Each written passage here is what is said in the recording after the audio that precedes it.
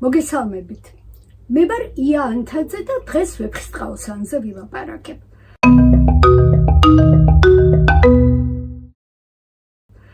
პოემის გმირებს შემდეგ გადაცემაში დაუბრუნდები, მაგრამ მანამდე მინდა ცოტა რამ ზოგადად გიამბოთ იმის შესახებ, რაც გმირების ხასიათის და ფუნქციის სწორად გაგებაში დაგვეხმარება.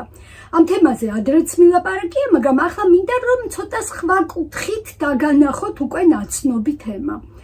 სანამ თავარ სათქმელზე გადავალ, მინდა ტრადიციულად გთხოვოთ, რომ გამოიწეროთ ჩვენი ანუს ღარბის არხი. ეს ჩვენ ნამდვილად დაგვეხმარება იმაში, რომ ამ პლატფორმაზე განთავსებული გადაცემები რაც შეიძლება მეტი ადამიანისთვის იყოს ხელმისაწვდომი. რაც შეეხება პოდკასტის დღევანდელ ეპიზოდს, სულ რამდენიმე ათეული წლის წინ ქართულ ფილოლოგიურ მეცნიერებაში სადავოც კი იყო ეს თემა საერთოდ არსებობს თუ არ არსებობს, ეს მოვლენა არსებობს თუ არ არსებობს და თუ კი ჩვენ ამ მოვლენის არსებობას არ ვაღიარებთ, მაშინ ნამდვილად ღრმად ვერ გავიგებთ ვეფხისტყაოსანს და ქართული ლიტერატურის ზოგიერთ სხვა შედევრსაც. თემის სათაური ესე შეგვიძლია ჩამოვაყალიბოთ დასავლური და აღმოსავლური ცნობიერება, როგორც სამყაროს აღქმის ორი განსხვავებული მოდელი. სკეპტიკოსები შესაძლოა დღემდე შემოგრჩა და ამიტომ მინდა რომ წარმოგიდგინოთ კაცობრიობის გამოცდილების ძალიან მცირე ნაწილი, რომელიც აი ამ ორი ერთმანეთთან დაპირისპირებული მოდელის არსებობას მოწმობს. როდესაც საუბარია დასავლურ და აღმოსავლურ ცნობიერებაზე, აღმოსავლეთში როგორც წესი იგულისხმება ინდოეთის და ჩინეთის სამყარო, რომელიც თავის ცხოვრების წესით, ცნობიერების ტიპით, მსოფლხა აღქმით, ნებელობის ორიენტაციით სრულიად დაპირისპირებულია დასავლეთისგან, ევროპისგან, რომელიც თავის საწყისად ბერძნულ კლასიკურ კულტურას მიიჩნევს და აღიარებს. როგორც ვთქვი, სამყაროს დასავლური და აღმოსავლური ხედვის მოდელებზე და მათ კავშირებზე ვეფხისტყაოსანთან ადრეც ვილაპარაკია და იმ გადაცემის სათაური იყო, რას ვიგებთ ვეფხისტყაოსნის დახმარებით საკუთარ თავზე. თუ დაინტერესდებით ბმულს, იმ გადაცემის ბმულს ამ გადაცემის აღწერაში იპოვით. ახლა მინდა შეგახსენოთ, რომ თუ სქემატურად შევხედავთ, სამყაროს დასავლური ხედვისთვის დამახასიათებელია აქტიურობა, ქმედება, წინააღმდეგობის გადალახვა, მუდმივი განახლების, ანუ პროგრესის წყურვილი, ფსიქოლოგიზმი, რაციონალიზმი, ისტორიული ცნობიერება და რაც მთავარია სიცოცხლის როგორც თავისთავადი ღირებულების აღიარება და დამკვიდრება. ამის საპირისპიროდ სამყაროს აღმოსავლური ხედვისთვის დამახასიათებელია პასიურობა, საკუთარ თავში ჩაკეტვა, ჩაღრმავება, გარინდება, ირაციონალიზმი, ანტიისტორიული ცნობიერება და სიცოცხლის როგორც თავისთავადი ღირებულების უარყოფა. თუ ძალიან განვაზოგადებთ და ერთ ცნებამდე დავიყვანთ, დასავლეთს ახასიათებს ქმედება, აღმოსავლეთს ახასიათებს ჭვრეტა.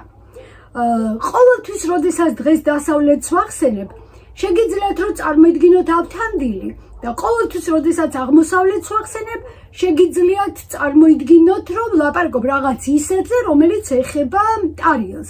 ზოგჯერ მე თვითონ შემოვიყვან ჩემს თხრობაში ამ გმირებს, მაგრამ როდესაც მე ამას არ გავაკეთებ, თქვენ შეგიძლიათ ისინი მაინც წარმოიდგინოთ.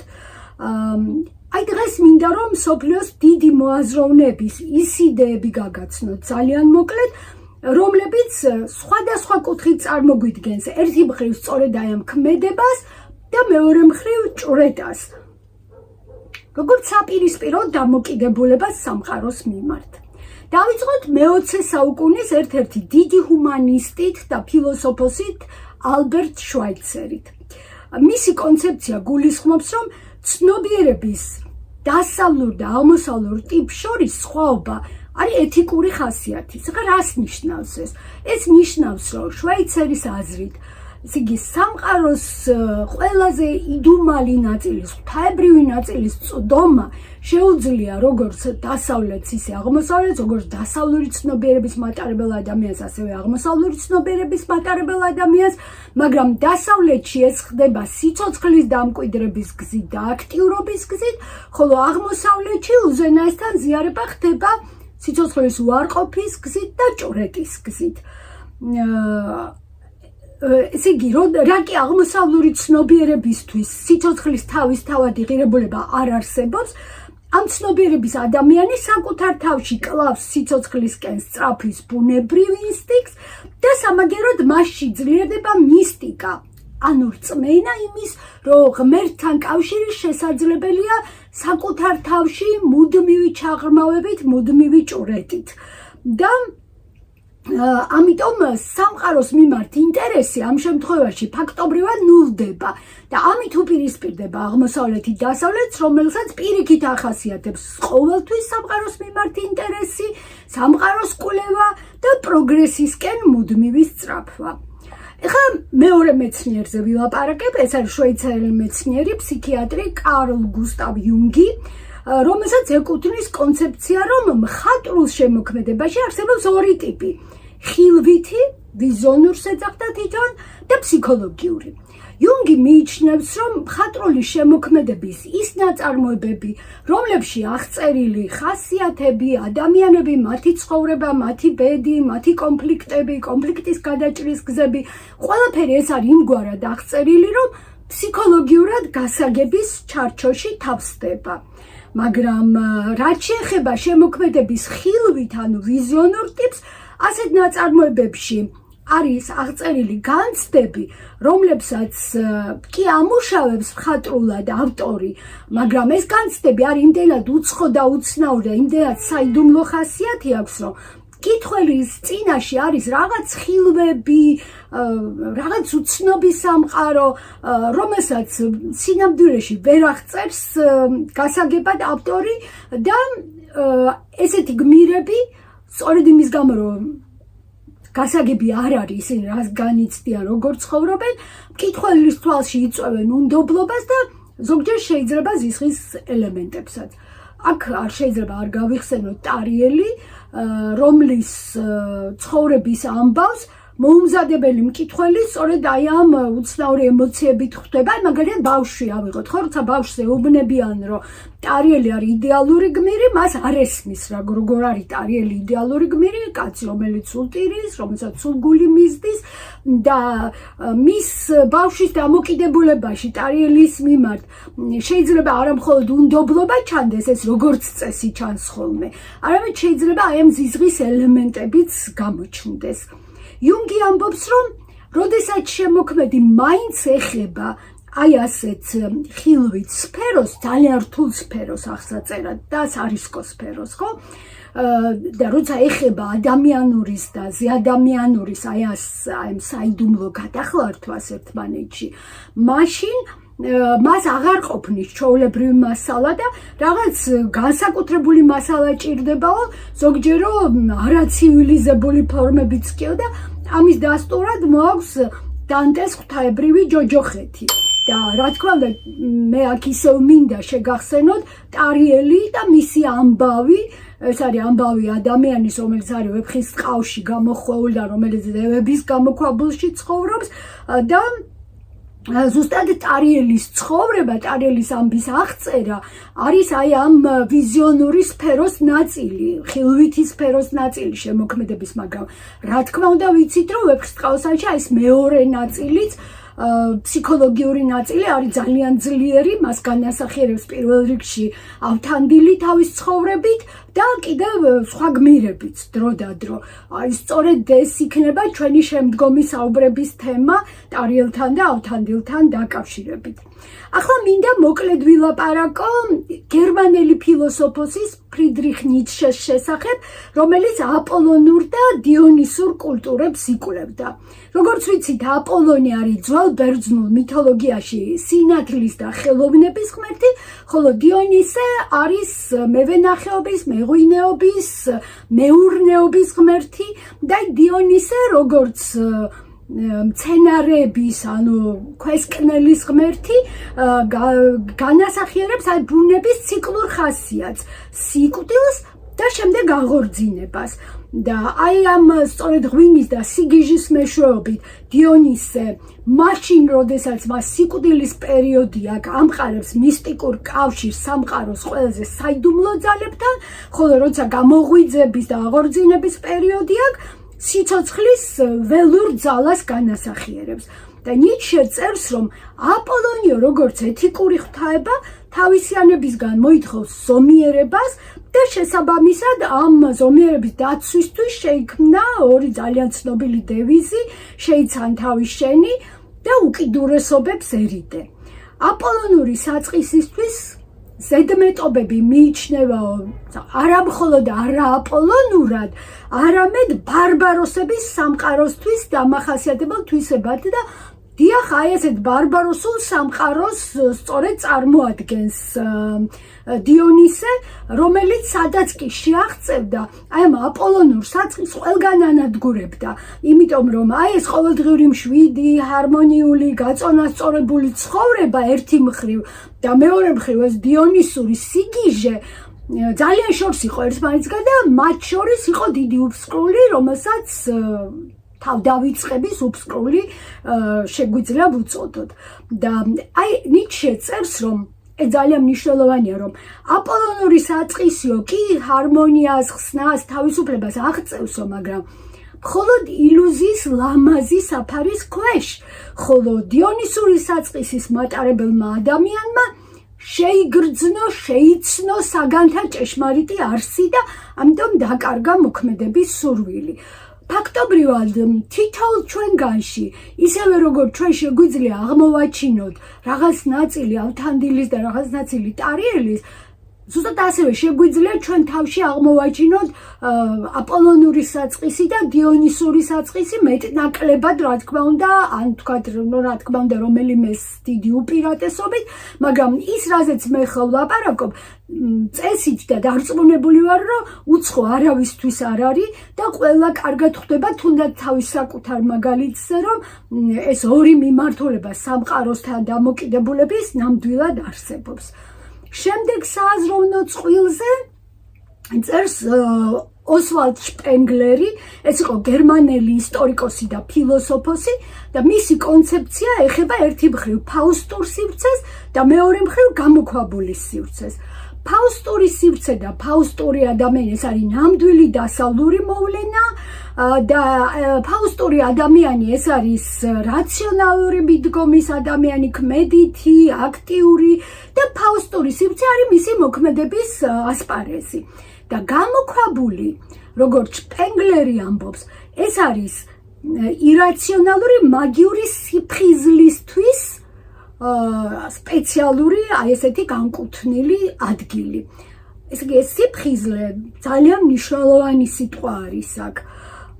ფაუსტური ადამიანი თუ არის მე, რომელიც ეყრდნობა საკუთარ თავს, ყველა გადაწყვეტილებას თვითონ იღებს, იმიტომ რომ ენდობა საკუთარ ცოდნას, საკუთარ გამოცდილებას, გამოქვაბულში მცხოვრები მაგიური ადამიანი არასდროს არ ენდობა თავის თავს, მისთვის თავისი მე გაუქმებულია და ის სულ უსმენს ღვთაებრივნებას და ის თავიდან ბოლომდე მინდობილი არის აი ამ ღვთაებრივნებაზე და მას თავის საკუთარი მე უკვე აღარ გააჩნია. გამოქვაბულში საერთოდ არ არსებობს არავითარი ნება, საკუთარი ნება და ყველაფერი არის მხოლოდ ღვთაებრივი ზემოქმედების შედეგი და ძალიან მნიშვნელოვანია, რომ ამ პირობებში დროის დინებას ეკარგება აზრი, ამიტომ ვამბობთ, რომ აღმოსავლური ცნობიერება ეს არის არაისტორიული ცნობიერება და ყველაფერი აქ ხდება მაშინ და იმგვარად, როცა ამის დრო მოვა, როცა ღმერთი ინებებს. ამის განსხვავებით და ამის საპირისპიროდ ფაუსტური სივრცე სულ აჩქარებული სივრცეა, აქ არსებობს მიზნები, მიზანსწრაფვა, ვადები და არ შეიძლება რომ არ გავიხსენოთ ავთანდილი, რომელიც სულ გზაშია და რომლის ცხოვრება ძირითადად წარმართავს სწორედ ეს ვადების დათქმა და შემდეგ მცდელობა, რომ ვადები არ დაარღვიოს. შპენგლერის მიხედვით გამოქვაბულის მკვიდრი საკუთარ თავთან ბრძოლაში აღწევს სრულყოფას და ეს ღვთისნებისადმი მორჩილება არის გამოქვაბულში მისი მოღვაწეობის ერთადერთი სახეობა. აქ ისევ გავიხსენებთ არიელს, რომელიც დიახ გამოქვაბულში შედის იმისთვის, რომ თავისი ვნებები დაივიწყოს თავისი ცხოვრება, უბრალოდ აჯობოს თავის ცხოვრების იმ ნაწილს, სადაც მან მოკლა ხვარევშაჰიზე, სადაც მან დაკარგა სატრფო, სადაც მან ვეღარ მიაგნო ამ თავის სატრფოს და აი გამოქვაბული არის ის ნაწილი, სადაც ტარიელი ებრძვის და ამარცხებს ამ თავის ადამიანურ ვნებებს და მთლიანად ცდილობს, რომ ღვთაებრივი ნების მომსმენი და ღვთაებრივი ნების გამტარი გახდეს. ჩვენთვის საინტერესო შემდეგი სააზროვნო წყვილი, შეიძლება ვთქვათ სააზროვნო სტრუქტურა, ეკუთვნის ავსტრიელ ფილოსოფოს რუდოლფ შტაინერს. იგი წერს ერთი მხრივ აზროვნების საბუნებისმეტყველო მეცნიერულ მეთოდზე და მეორე მხრივ მისტერიებზე, როგორც აზროვნების მეთოდზე. ამ წყვილის პირველი ნაწილი სრულიად გასაგებია ჩვენთვის, თანამედროვე ადამიანისთვის და მე-20 საუკუნის დასაწყისშიც შტაინერი წერდა, რომ საბუნებისმეტყველო მეცნიერული წარმოდგენებიო ისეთი აღმავალი სიჩქარით იპყრობს ადამიანების გონებას, რომ ჩანს სამყაროს ვერანაირი აღქმა, ამის შემდეგ ამ მეცნიერულ წარმოდგენებს გვერდს ვერ აუვლისო და დრომ ნამდვილად დაადასტურა, რომ ეს ასე არის. მაგრამ იქვე ამბობდა შტაინერი, ციტატას წაგიკითხავთ, პატარა ციტატა არის, ისიც უდავოა, რომ ეს მეთოდი ზედმიწევნით ზედაპირულია და სულიერ მოთხოვნილებებს არასაკმარისად აკმაყოფილებს. აქ ციტატა სრულდება. შტაინერი წერს დიახ იმ ადამიანებზე, რომლებიც ძველი დროიდან მოყოლებული უფრო ღრმა შემეცნებით და რელიგიურ ცხოვრებას ეძებდნენ. თუმცა ის ამბობს, რომ მათი გამოცდილების აღწერა არის შეუძლებელი, იმიტომ რომ ესეთი ადამიანები, რომლებიც ვთქვათ, აი ამ ღრმა რელიგიურ და სულიერ ცხოვრებას ეძებდნენ, ისინი დროებით იკარგებოდნენ საზოგადოების თვალიდან და შემდეგ თუ ბრუნდებოდნენ უკვე ბრუნდებოდნენ გამოცვლილები, აბსოლუტურად შეცვლილები და ერთადერთი რაც მათ შეეძლოთ თავის გამოცდილებაზე ეთქვათ, რომ ისინი განიცდიდნენ თავს, თითქოს ერთხელ უკვე გარდაიცვალნენ და შემდეგ კუდრეთით აღდგნენ ახალი ცხოვრებისთვის. თითო შტაინერი წერს, რომ ამ გადაკარგული ადამიანების გამოცდილების შინაარსი არისო მისტერიებთან ზიარება, ანუ ზიარება იმ საიდუმლო სიბრძნესთან, რომელზეც ხალხს და ამ სახალხო რელიგიებს ხელი არ მიუწვებოდათ. და მისტერიების მიზანი კი ის იყო, რომ ადამიანს საკუთარ თავში გაეცოცხლებინა მარადიული ღირებულებები და რაც შეიძლება მეტად დამსგავსებოდა ღმერთს და ღვთის ხატებას მიმსგავსებოდა. სხვათა შორის პლუტარქე, ძველი ბერძენი ისტორიკოსი და ბიოგრაფი წერდა მისტერიების შესახებ, რომ რომელი ადამიანიცო ამ გამოცდილებას გაივლიდა და ცოცხალი გადარჩებოდაო, ის ემსგავსებოდა მარადიულობაში ფევს გადგმულ კლდეს, რომელიც ნებისმიერ ქარიშხალს უდრეკად აღუდგებოდა წინ. და აქ ისევ გაგახსენებთ ტარიელის მიერ ქაჯეთის ციხეში შემავალი გვირაბის გაწმენდას მტრისგან და მე გითხარით, რომ მთავარი მოღვაწეობა ტარიელის აქ იყო არა ის, რომ მარტო 10,000 მცველს აჯობა, არამედ ის, რომ მან შეძლო გვირაბის ხიდად გადაქცევა, ანუ ის სივრცე, რომელიც ყოფდა გარე სამყაროს და აი ამ ქაჯეთის ციხის შიდა სივრცეს, გრძნეულ სივრცეს ერთმანეთსგან, მან გაერთიანა, ხიდად აქცია ეს გვირაბი და ქაჯეთის ციხეს დაუკარგა თავისი არსებითი ბუნება. აი ეს იყო ტარიელის ფუნქცია და აი როდესაც ამ კლდეზე არის საუბარი, აი სწორედ იქ გამოჩნდა რა მისცა ტარიელს იმ გამოცდილებამ, რაც მან მიიღო გამოქვაბულში. იმედი მაქვს, რომ ჩემს თხრობაში მართლაც ბევრჯერ დაინახე თავთანდილი და ტარიელი, მიუხედავად იმისა, რომ დღეს ძალიან მცირე ნაწილი გიამბეთ იმის, რაც მეცნიერებამ შექმნა სამყაროს აი ამ ორგვარი ხედვის შესახებ, ეხლა ის მინდა გითხრათ, რომ ეს შრომები, რომელზეც დღეს ვილაპარაკე და რომლებიც დღეს ვახსენე, შექმნილი არის ან მე-19 საუკუნის მიჯნაზე, ან მე-20 საუკუნეში და ბუნებრივად ჩნდება კითხვა, რომ კი, მაგრამ როგორ მოხდა, რომ მე-12 საუკუნეში შოთა რუსთაველმა ვეფხისტყაოსანში ის აღწერა, რაც მე-20 საუკუნეში გახდა კვლევის საგანი. აქ მინდა უბრალოდ შეგახსენოთ, რომ საქართველო ყოველთვის იყო ის ადგილი, სადაც მოძრაობდა დასავლეთსა და აღმოსავლეთ შორის არა მხოლოდ ტვირთები, არამედ რაც კიდევ უფრო მეტად მნიშვნელოვანია ცნობიერების ნაკადები.